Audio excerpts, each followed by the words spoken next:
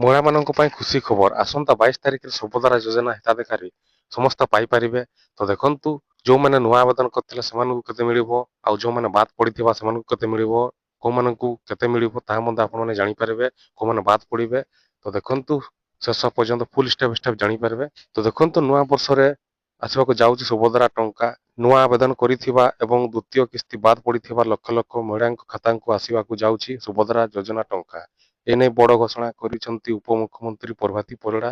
ପୂର୍ବରୁ ଘୋଷଣା କରାଯାଇଥିଲା ଯେ ଜାନୁଆରୀ 18ରେ ଖାତାକୁ ଆସିବ ସୁଭଦ୍ରା ଟଙ୍କା, କିନ୍ତୁ ଏଥିରେ ସମସ୍ୟା ପରିବର୍ତ୍ତନ କରାଯାଇଛି। ଆଉ 4 ଦିନ ବିଳମ୍ବ କରିଛନ୍ତି ରାଜ୍ୟ ସରକାର। ଆସନ୍ତା 22 ତାରିଖରେ ମିଳିବାକୁ ଯାଉଛି ସୁଭଦ୍ରା ଯୋଜନା ଟଙ୍କା। ଉପମୁଖ୍ୟମନ୍ତ୍ରୀ ପ୍ରଭାତୀ ପରିଡ଼ା 4,56,681 ଜଣଙ୍କୁ ମହିଳାଙ୍କୁ ମିଳିବ ସୁଭଦ୍ରା ଟଙ୍କା। ସେହିଭଳି ନୂଆ ପଞ୍ଜୀକରଣ କରୁଥିବା 1,78,398 ଜଣଙ୍କୁ ସାମିଲ କରିଥିବାରୁ ସେମାନେ ପାଇବେ ପ୍ରଥମ କିସ୍ତି। ଅର୍ଥାତ୍ ସେମାନେ ନୂଆ କରି ଆବେଦନ କରିଛନ୍ତି, ବୟସ ହେବା ପରେ ସୁଭଦ୍ରା ଯୋଜନାର ଆବେଦନ କରିଥିଲେ ସେମାନଙ୍କୁ ପ୍ରଥମ କିସ୍ତି ଟଙ୍କା ମିଳିବାକୁ ଯାଉଛି। ତେଣୁ ସେହି ତୃତୀୟ କିସ୍ତି ପାଇଥିଲେ ବି ଟେକ୍ନିକାଲ ସମସ୍ୟା ପାଇଁ ପ୍ରଥମ କିସ୍ତି ଦ୍ୱିତୀୟ କିସ୍ତିରୁ ବାଦ ପଡ଼ିଥିବା 2,55,256 ଜଣଙ୍କୁ ଏଥର ସାମିଲ କରାଯାଇଛି। ସେମାନଙ୍କୁ ଏକା ସାଙ୍ଗରେ ମିଳିବ 2ଟି କିସ୍ତି। ସେହିପରି ଅଭିଯୋଗ ଶୁଣାଣିରେ 24,018 ଜଣ ହିତାଧିକାରୀଙ୍କୁ ସାମିଲ କରାଯାଇଛି। ସେମାନେ ଆସନ୍ତା ଜାନୁଆରୀ 22 ତାରିଖରେ ପାଇବେ ଟଙ୍କା। 4,57,681 ମହିଳାଙ୍କ ଖାତାକୁ ଯିବ ମୋଟ 250 କୋଟି ଟଙ୍କା।